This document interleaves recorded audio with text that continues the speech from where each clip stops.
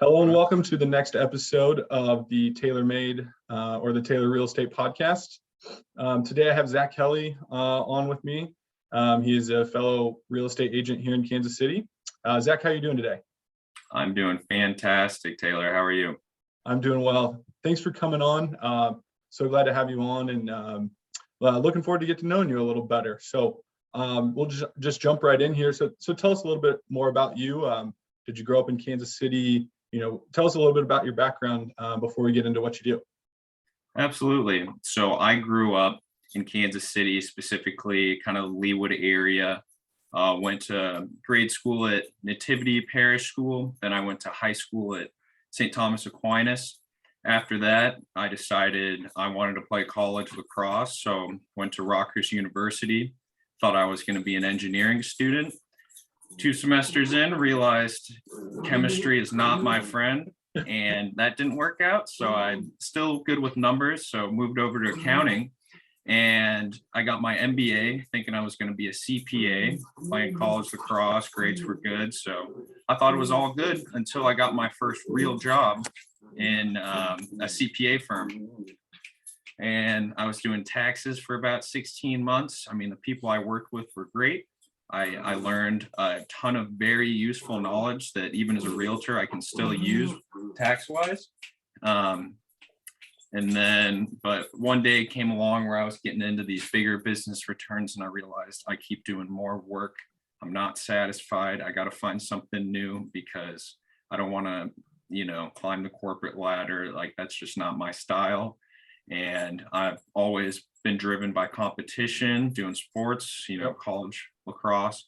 So I was looking at, insurance, real estate, different sales positions. And when I got talking with Kathy Kaler in my interview, it sold me right there. They did a personality test, 100% basically extrovert, love talking to people, networking. So I fit just right in. And that's kind of how I got into it. Awesome. So when did you get started, or tell us a little bit about your real estate journey so far? When did you get licensed? Who have you worked with so far, that sort of thing? Yeah. So I started in September. We had our training. And so I was kind of out of the nest per se by October.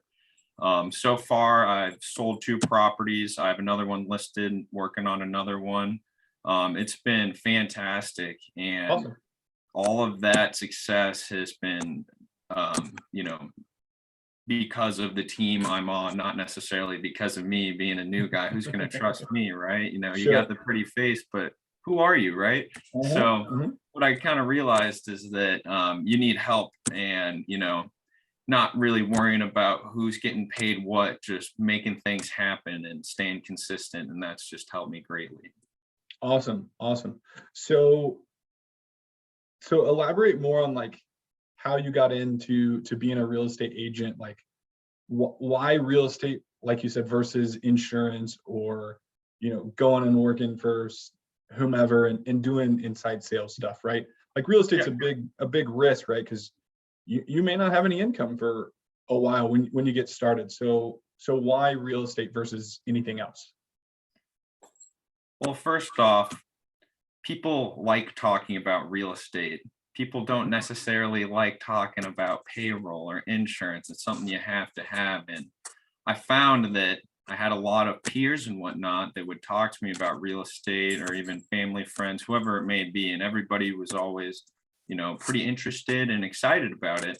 And I also have a great network in the area. And it just kind of made sense to me. I've lived in, the area all my life. I know it like the back of my hand. And I figured it had the most potential for me. And, high risk, high reward. It's, you eat what you kill. You're not getting paid a salary or hourly. It's all on you to make it happen. And oddly enough, I found that kind of comforting. So. Yeah, I love it. I totally understand that obviously from the lending perspective, but, being hey, it's all on you, right? You're placing a bet on yourself. And if you think you can succeed, you will, right? So I'm right there with you. A little bit further down the road than you, a little bit older than you, but yeah, same page as far as playing college sports and trying to go the corporate route because that's what you're supposed to do, and then like getting into that and be like, this sucks. Like, let's find something where you can bet on yourself, and if you make a good bet on yourself, then you're gonna have a successful career. So I love that. So jumping to like you and your clients, so when like talking with new clients or specifically new buyers, what's one or two like huge things that you see that are like challenges for them right now? Where do I start? Goodness gracious, with this market, right? Yeah, Well, I mean, the obvious, elephant in the room is that there's very low inventory and high demand. And sure. you get into these situations where houses can sell in an hour, a day, 2 days. And so you really have to prepare people and, set the expectation. And even after you do that, they're still going to be surprised how fast things move. Hmm. And so what's kind of helped prepare me is having like a sit down with them, showing everything in the area, explaining to them, sales recently, even my team's numbers and, above list, no inspection, appraisal waiver, just kind of getting all of that out there so that they are, one, informed, and two, they're not going to be shell shocked about how fast things move. And that's helped me so far, at least with the buyers. But then, getting a contract, like under contract, is a totally different story where, Sure. you have to pull some strings, be incredibly, great at communication. So Yeah. So it sounds like like the education piece is really big for you. Just like educating your clients on like, look, like this is what's going to take place, and like here's things that you need to be aware of before we even get started. I mean, that's what it sounds like, that you're really like coaching them and teaching them up front, like here's what to expect.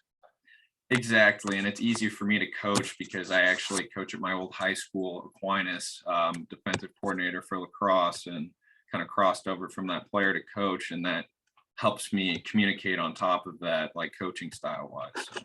That's awesome. So you're giving back a little bit then, with lacrosse?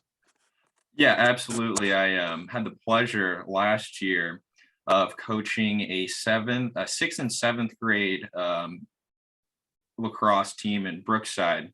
And my friend Nick Caruso, he texted me saying, "Hey, can you help coach? This team's not going to be able to, play unless we coach them." So I was like, "Oh, absolutely." Show up the first day, it's just us. Basically just the head coach with 28 kids in front of us saying, "What are we going to do?" And well, luckily we figured it out, turned it around, got to the playoffs, won a game, and we were not doing very good at the beginning, but it just kind of, gave me more confidence in myself and really made me feel good. I'll never forget my friend Nick.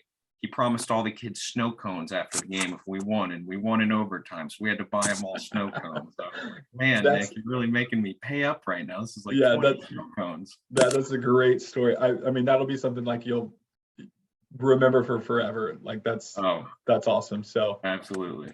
cool. Good for you on that. All right, so a little off track, but getting back into real estates and clients. So Yeah.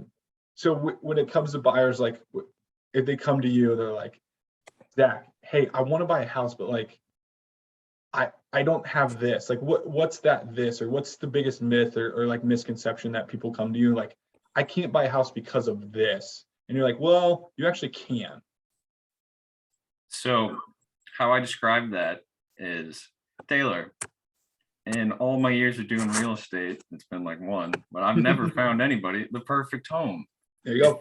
If there's, if you don't like the cabinets, but the rest of the house is perfect, you can fix the cabinets for, something affordable. You just have to really highlight everything that it has that they want and how that might outweigh just one little defect, and kind of just break it down for them, show them all the other houses out there, compare them and say, this has everything else that all the other houses don't, and you're just caught up on this one thing. Sleep on it if you can, because it might be gone tomorrow. And if it's gone tomorrow, don't blame me, okay? So that's more or less, you just have to be very upfront, honest, and just weigh the risk and reward, and just how much do they value that one little piece, or maybe Sure. it's a larger piece in comparison to the whole house and all the other benefits that it provides to them, and fits their needs. Awesome. Yeah, I love that. To just like, hey, there's no such thing as a perfect house. Like, even if you go build your dream house, guess what? Like, it's still not perfect. Exactly. There's gonna be something, right? So I mean, just in our 20 minutes already, like, you like going back to the education piece, it sounds like you're just huge on that, like, and the communication of like setting proper expectations up front.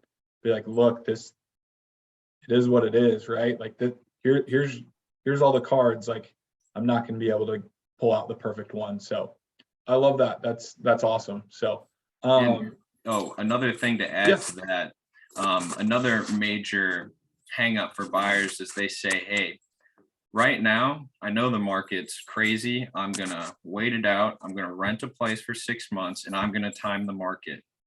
Timing the market is essentially just gambling, and you just hope prices don't keep going up. But if the inventory is not there, it's not going to get solved anytime soon.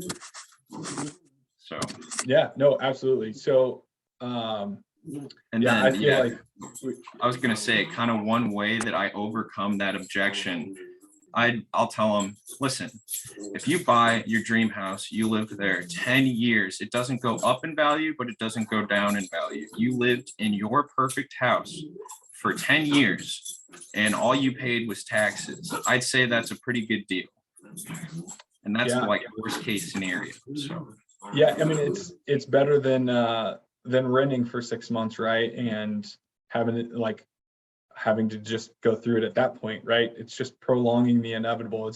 It's what I think, right? Like, even if rates continue to go up, or do go up higher, it's like people are still going to buy, one, and two, like, our inventory issue isn't going to be solved overnight. So it, it's not going to, in 6 months, things aren't going to change that drastically. So I'm a big like why wait person, like, just jump in and do it. So and on top of that, who wants to move twice? Everybody there you already go. hates moving in the first place. Yep. Now it's only costing you more money because you got to move again. And, it's just a pain in the butt, right? Like, even if money is not the issue, like, just the act of moving all of your stuff is, like you said, a pain in the butt. So, like, no Oh, thanks, right? goodness, I just had these sellers that had a big estate sale. They lived in the same property 47 years, first house they ever bought. And after that 47 years, when it was finally time to go, goodness gracious, did they have an incredible amount of stuff they collected from all over the world. Yeah. And they hired some movers, and they accidentally moved the wrong boxes. So they got rid of the stuff they were supposed to keep. They kept the stuff they weren't supposed to. And it has just been really tough on them, like downsizing. So Wow. That's, man. All right. So, and this may tie in, your story may tie into this next question, but so give us like a really good story that you've had with one of your clients so far, like something that's either been like life changing for you or for them, or like a best results. Like, give us a quick story on one of your best clients and how it's changed your guys' lives. yeah, so starting off just with that same story, property in Old Leawood. I met him at an open house I had just down the street, older couple, around 80s or so. They walk in, talk to them about the house. They're like, oh, we're not interested. So I'm like, hey, so why are you here then? They're like, oh, well, we're thinking about selling our house. And I was like, okay, let me come on over, interview, give you an opinion. What do you say? They're like, oh, well, I suppose, sure. I show up in the door with Heather Bortnick, our president Nice. of my team, and it was phenomenal. They were just incredible people. They've traveled all around the world, and they really valued what we were saying. And so after that, we signed them up. And the process of going through the estate sale, talking about how stressed they were, and it was really tough on them. And so then when that process finally got over, I was able to kind of stay in communication with all the interests, keep their hopes up, because they were like, well, the price is 575. It's stated. I don't know if we're gonna get it. First day, multiple offers, ended up selling $86,000 over the list price, appraisal waiver, like couple weeks closed, no inspections.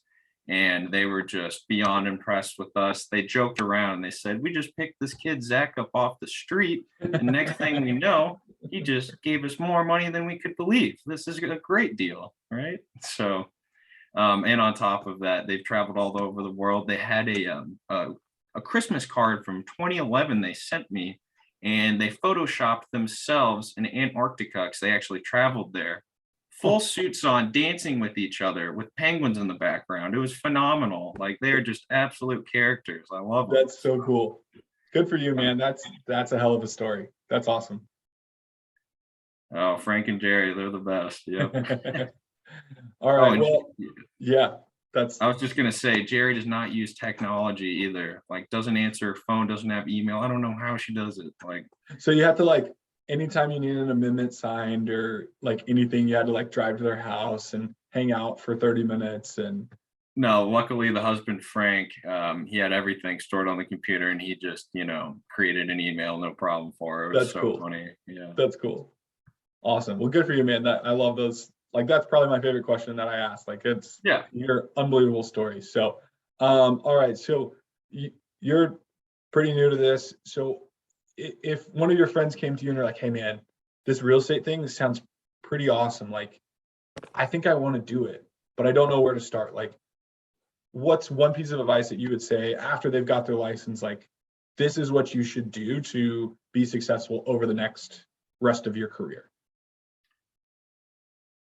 So I would start off by saying, join some type of team. You need support, you need structure, you need people to tell you what to do and what not to do. Because as a new agent with very little real estate experience, you're not going to know what to do. And so you need that help. I had previous jobs where I didn't have that structure, and it was incredibly difficult to start and kind of, get my feet from under me. Because I just didn't have the training, the support, I had no IT help. Luckily I'm pretty good with technology, but when it comes to some things, you just need a little help. Mm-hmm. And so what I realized is that just having that structure just helps you out tenfold when it comes to gaining confidence and knowing what to say. And when you don't know what to say, you have somebody that you can call, like a mentor or somebody to help you out if you need an answer right here, right then. And then other things like listen to real estate podcasts like this one, or like Tom Ferry, or just anything at all, just to kind of get the lingo, understand what some objections are, what problems you're gonna face, and then other people have ran into those same problems and told you exactly what to do. Another thing that I've done is memorize these cheesy scripts where it sounds kind of like, oh my gosh, is that really a response? But what it really does is it just prepares you for questions that you're not really ready for. And you just immediately, you don't have to say, a script exactly how it goes. You can make it your own, but Mm-hmm. it definitely prepares you ahead of time. On top of that, I would say put in consistent effort.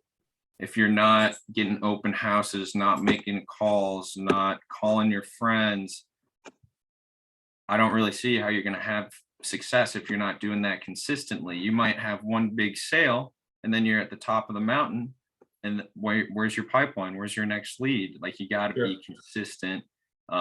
Think outside the box.